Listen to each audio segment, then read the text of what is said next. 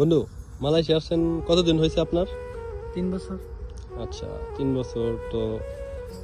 কতদিন আগে আসছিলেন? 2022-এর লাস্টে 23 সালে। আচ্ছা, লাস্টে 23 সালে আসছিলেন, তো এখন তো 3 বছর শেষ। তো কয় লাখ টাকা খরচ করে আসছিলেন? 5 লক্ষ টাকা। ও আচ্ছা, তো 5 লাখ টাকা যে খরচ করে আসছেন, ঋণ কি শিওর নাকি আছে?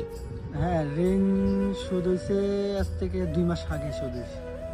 2 মাস আগে শোধ হয়েছে, তো এখন ইনকাম কিরকম করতেছেন মাসে?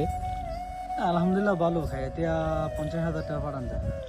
50,000 টাকা পাঠান যায়, তাহলে তো 2 মাসে অনেক টাকা ইনকাম করে লাইছেন। 1 লাখ টাকা।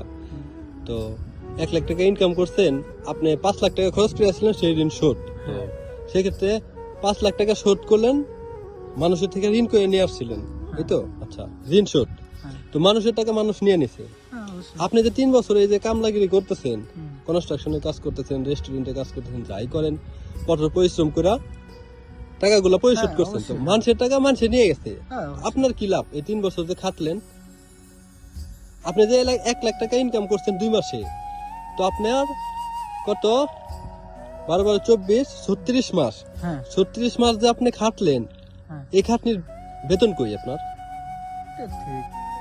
তো মানুষ তো হিসেব করে না আসলে, যে বিদেশে কি বা কি, এরা যারা বাংলাদেশে আছে তারা চাইতেছে বিদেশ যাই, বিদেশ না জানে কি সোনার হয়ে আসলে কলেজেরও। আপনি যে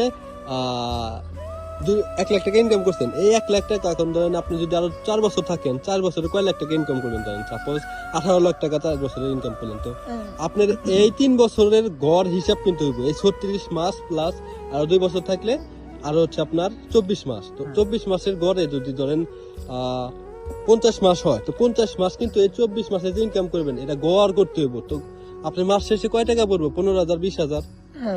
তাইলে আপনি দেশে পরিবার ছাইরা মানে কি বলবো আর, এই যে আপনি 36 মাস খাটলেন, খাইটা ঋণ করছিলেন, ঋণের টাকা দিয়ে দিলেন, তাহলে আপনার লাভটা কি এই জায়গায়? আপনি যে খাটলেন, পরিশ্রম করলেন, পরিবারকে মানে না দেখে থাকলেন, এই যে কালকে ঈদ, আজকে বাদে কালকে ঈদ, এত পরিশ্রম আসলে কি? তবে আসলে ভাই কি, বিদেশ আওয়াটাই মুশকিল। কে রে আইলাম বিদেশ।